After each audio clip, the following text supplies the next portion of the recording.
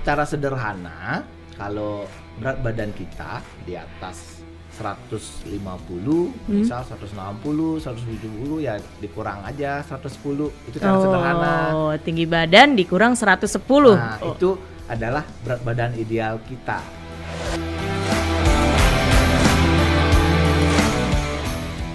Saya bisa rangkum ada 3 hal. Apa aja tuh, Pertama, tentu kita harus perhatikan gaya hidup. Yang kedua, tentu kita perhatikan gerakan kita. Itu yang ketiga adalah keinginan atau motivasi kita.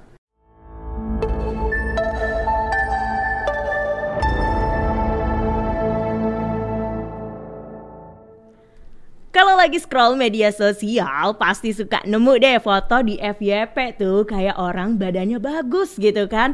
Kayak slim fit aja gitu. Kok bisa ya kayak gitu? Makanya pada komen kan, "Kak, body goals banget nih. Gimana sih caranya?" Nah, biar tahu nih ya gimana sih cara dapetin body goals gitu. Aku udah sama ahli gizi namanya Kak Sobi nih. Kak Eka Sobi lebih tepatnya namanya. Langsung aja deh kita tanyain gimana sih itu cara dapetin body goals gitu. Kak Eka, emang iya ya orang-orang tuh ya lagi body goals gitu, pengen body goals, emang bener ya gara-gara ngikutin trending doang? Oke, ini juga viral boleh ya, body goal saya gimana nih, udah bagus enggak, atau saya hanya sekedar nyari body goal tapi kurang memperhatikan kesehatannya. Nah, ini juga perlu kita garis bawahi sebenarnya ya. Nah, kalau kita lihat dari sudut pandang, dari sudut pandang kita ahli gizi, tentu body goal yang sangat diidam-idamkan oleh kaum wanita atau perempuan, tentunya kita punya body goal, kesehatan kita nggak terganggu kan. Betul. Jadi jangan ngasal, saya mau body goal nih, mau instan tapi lupa, nanti kedepannya pola saya gimana. Jadi hati-hati kalau kita bicara tentang body goal. Tapi nih Kak, biasanya kan kalau dilihat tuh dari foto-foto itu, body goals itu kan kayaknya orang yang badannya benar-benar kurus gitu. Emang hitungannya body goals tuh cara ngitungnya gimana sih sebenarnya Kak? Oke, cara ngitung. Kalau kita ngitung secara detail ya, tentu hal pertama pasti kita lihat dulu indeks massa tubuhnya. Nah, ini sebenarnya gampang sih. Kita tinggal ukur nih, tinggi badan saya berapa, berat badan saya berapa.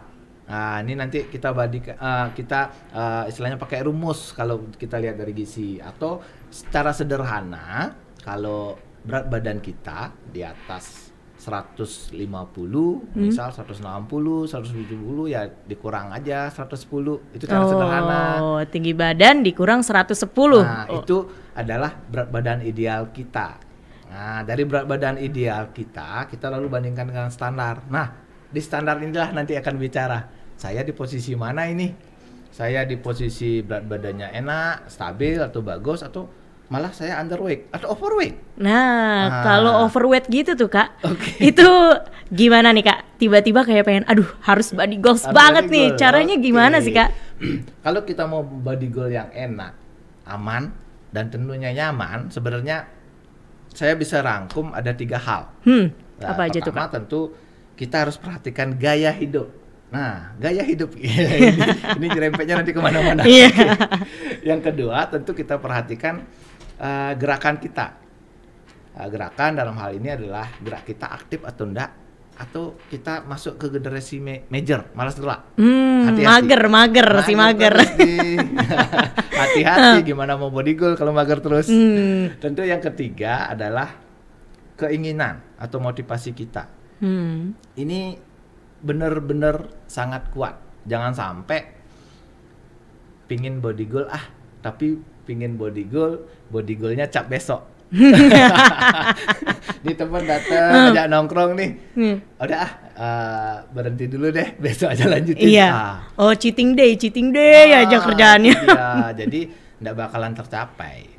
Jadi 3 hal harus kita perhatikan, tentu gaya hidup nanti hubungannya dengan pola hidup, pola makan, terus aktivitas atau olahraga rutin, sama motivasi atau keinginan kita untuk mendapatkan body yang ideal. Motivasi udah ada jelas tuh kayak mau body goals gitu. Terus nggak mager lah ya ini pengen si gerak gitu. Tapi soal kalau gaya hidup itu kan biasanya kalau harus makan ya Kak ya. Nah kira-kira tuh makanan yang sehat atau perlu gimana sih buat dapetin body goals itu? Oke, kalau bicara makanan ini juga dari pertama kita lihat makanan ya Kak Ana ya, itu tidak ada yang jelek loh. Jangan sampai saya nggak mau nih jenis makanan A. Saya nggak mau nih bikin lemak saya ini, bikin saya cepat naik. Nah sebenarnya bukan berat badan kita naik bukan karena satu jenis makanan, bukan. Karena apa yang kita makan, bagaimana polanya.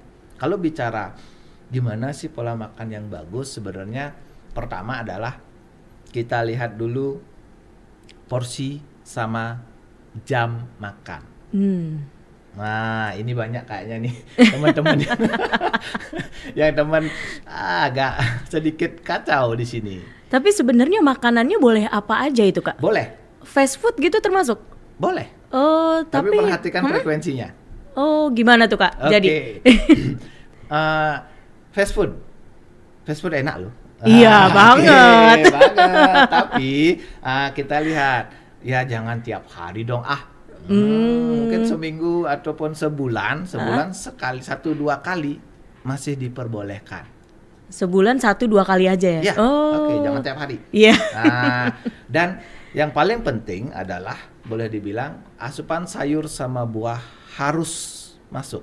Saya bilang bahasanya harus. Jadi ini boleh dibilang tiap kita pegang piring ada nih porsi sayurnya. Oh harus ada sayur sama buah. Iya. Berarti nggak boleh ada kata nggak suka sayur, nggak suka buah. Nah kalau nggak suka buah bukan berarti ini kita tidak konsumsi buah, bukan. Kalau kita bicaranya alergi, oke. Mungkin kita bisa alihkan ke jenis buah yang lain atau sayur yang lain. Kalau tidak ada alergi, fine aja, enak-enak aja. Karena ini Kak, kita sayur sama buah ini fungsinya banyak sekali. Mungkin dipandang sepele nih. Iya. Apa sih ini cuma sayur doang? Apa sih ini cuma buah 1 biji? Yang penting kan biasanya ada lauknya aja yang penting. Jangan-jangan kebalik porsinya. Cerita aja nih ada sayur. Aja. Oke, sayur ini dia akan memaksimalkan penyerapan. Jadi apapun yang kita makan, kalau kita ada porsi sayur, ini akan dimaksimalkan penyerapannya. Nah, cuma sekarang kan teman-teman, saya senangnya nongkrong nih. Iya betul, coffee Gimana? shop. Coffee shop, ini kemana saya gimana? Oke, bisa nongkrong silakan. Tapi kita ubah menunya dong. Oh, biasanya menunya apa tuh kira-kira tuh Kak? Kalau di coffee shop. Nah, coffee shop. Pertama, kalau kita ngomong coffee shop, tentu jangan lupakan air putih. Oh ya betul, selalu ada pasti. Selalu ada ya. Nah, air putih itu harus ada dalam artian minum kopi atau apa kek, habisnya itu air putih masuk. Atau kita rubah nih tempat nongkrongnya. Iya, jadi di mana tuh Kak? Oke, kita cari nih tempat nongkrong yang enak dan juga ada menu lauk sayurnya.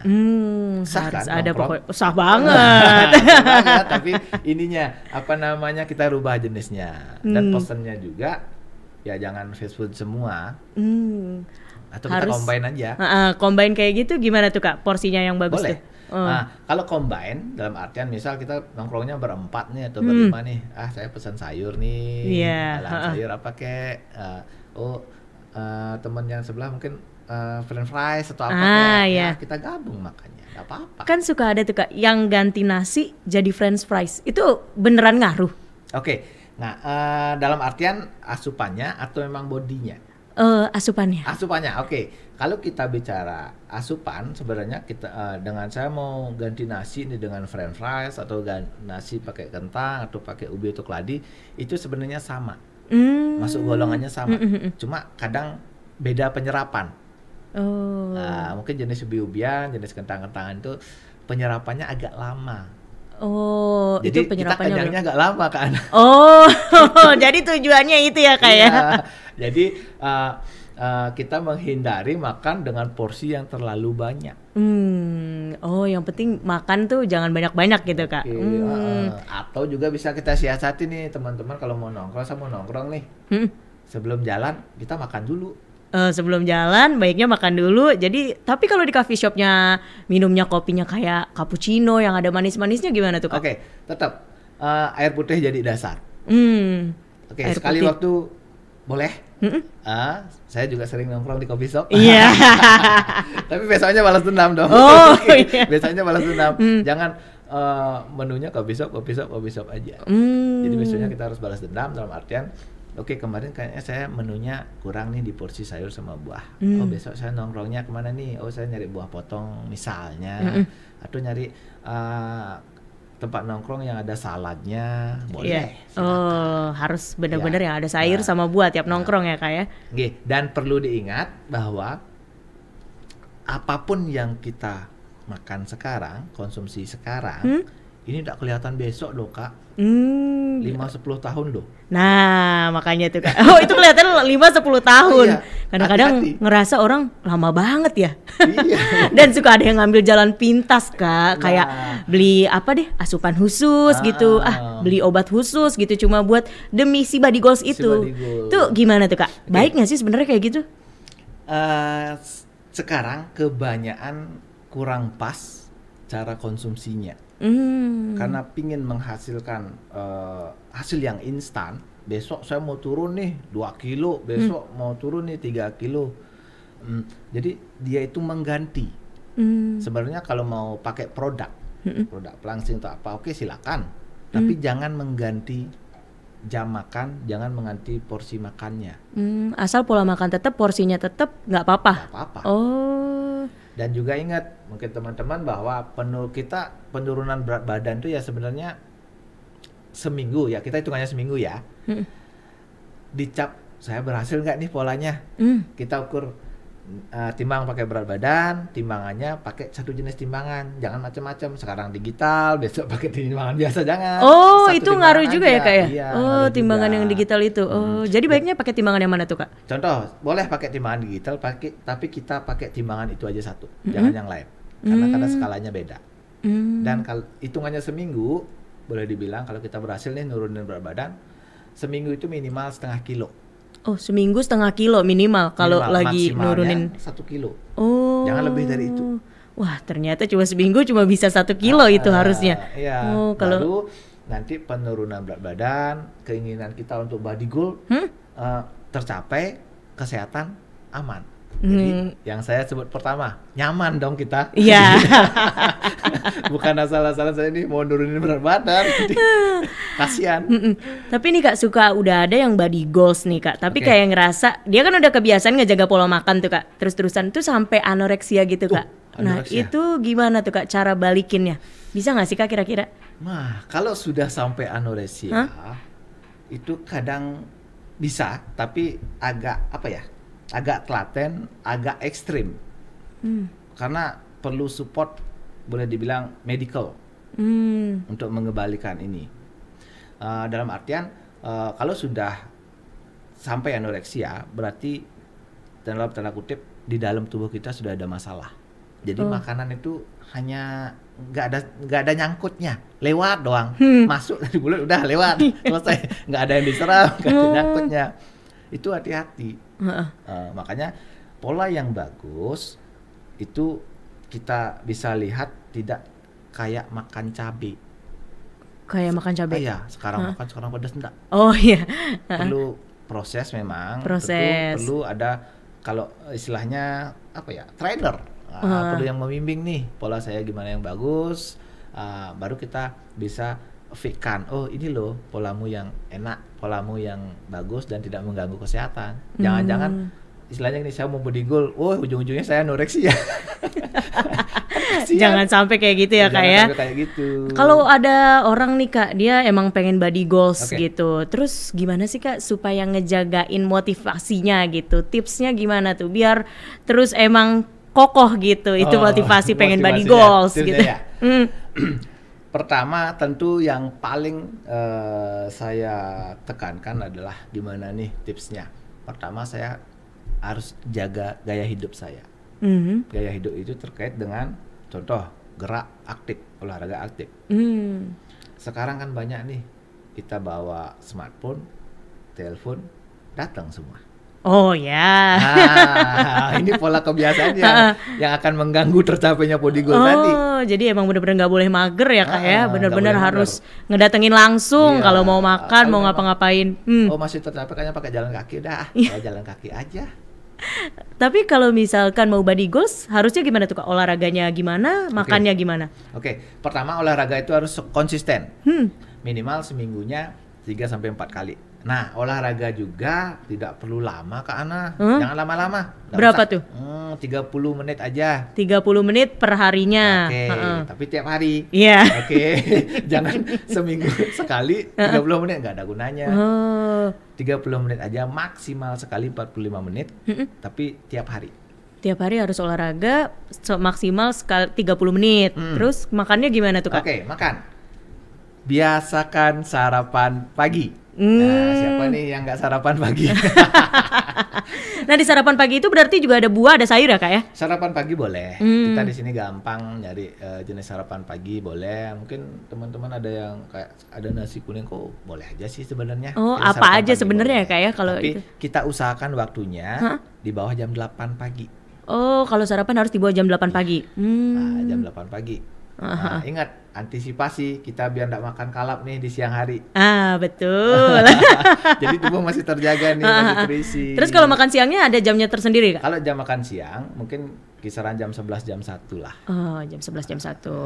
Terus Sama udah gitu sore lagi sekali. sore di jam Ya. berapa tuh kak? Mungkin cari kisaran jam 6 lah, di bawah jam 8 malam. Di bawah jam 8 malam pokoknya. Oke. Nah, sekarang kan problemnya ini. Apa tuh, Kak? Saya jaga malam nih. Iya. Saya mau body goal. Oke. Tentu pola makan tetap saya anjurkan. Itu nomor 1. Misalnya lapar di jam genting. Nah, ini banyak kayaknya nih yang lapar di jam genting. Kita ganti supportnya Kak, pakai buah atau apa boleh. Atau pakai snack yang daya serapnya agak lama, misal kentang, ubi itu boleh. Iya. Oh. Untuk antisipasi. Tapi nih kak kalau ngedengerin dari tadi tips-tips body goals kayaknya agak repot gitu ya kak ya. Terus ada yang suka bilang, emang kalau nggak body goals kenapa sih? Oke. Ini tergantung ke individunya. Karena kadang dia menurut pandangan kita, oh dia belum body goal loh. Ya. Tapi menurut dia pribadi, saya enak loh dengan badan saya segini. Aku udah sebody goals itu, Iya, gitu nggak sih kak? saya enak di segini, gerak saya aktif, kerjaan misalnya nggak terganggu, atau mungkin kuliah justru akademiknya bagus, dia nggak terganggu kan? Iya. Nah, yang penting dia pola makannya terjaga. Jadi ini body goal tetap kita jadi acuan, tapi kita tidak bisa jadikan standar full untuk tiap individu. Karena kan kembali nyamannya gimana? Jangan-jangan saya udah body goal, Anda body goal loh, tapi kita nggak nyaman dengan kondisi badan kita. Percuma ya kayak udah Percuma. tadi ngukur-ngukur indeksnya segala macam masa tubuhnya, Percuma, ngatur pola-polanya gitu ya. Bener. Dan oh ya lagi satu apa untuk body goal, kita harus mainkan istilahnya mindful eating. Mindful eating itu adalah makan secara berlahan. Istilahnya kunyah lama. Oh, kunyahnya harus lama ya kak ya? Jangan makan cepet. Ada hitungan berapa kali kunyah gitu nggak sih kak? Idealnya ya, kita bicara ideal. Kita bicara ideal, sebenarnya kunyahnya harus 32 kali. 32 kali. Ya, kalau istilahnya gini, kalau kita kunyah makanan nih sampai keluar sarpati, rasanya agak manis-manis sudah. Itu pasti 32 kali. 32 kali ya, sampai manis-manis gitu ya. Cuma ini akan ada sedikit kendala. Minimal dah kita jangan makan cepet dulu. Makan cepet tuh istilahnya makan kunyah 2 kali masuk. Makan cepat, hati-hati. Pasti brut gitu badannya. Berarti sebenarnya tuh emang body goals bisa aja diterapin semua orang ya kak? Bisa. Kalau emang orangnya itu mau dan niat gitu kan ya kak ya? Iya, konsisten. Jangan lupa. Itu harus. Nggak boleh nggak. Terus selain itu kak harus konsisten, niat tuh udah otomatis auto jadi body goals banget nggak sih kak? Iya, Dan pasti. bener-bener kejaga kak. Benar-benar kejaga. Kalau pola makannya terus-terusan seperti itu? Benar-benar terjaga dalam artian kita punya kendali terhadap diri kita. Jadi sederhananya kita sudah punya rem otomatis nih. Kalaupun kita makan dengan porsi yang agak berlebih, oh saya segini aja cukup. Karena rem kita udah bagus, kita termotivasi untuk body goal. Jadi ini sangat penting. Makanya konsisten, motivasi itu sangat penting. Kenapa? Kalau motivasi kita kurang, ada dari temen nih gini, kamu gini, ya udah lolos lagi. Besok baru nerapin lagi. Jadi kan bolak-balik terus. Nah, emang tuh kalau body goals itu harus ada motivasinya dulu yang pertama. Jadi masa iya kamu masih nggak mau nerapin nih body goals ini? Aku Hana Wijaya bareng sama ahli gizi Eka Subi. See you on the next episode. Bye bye.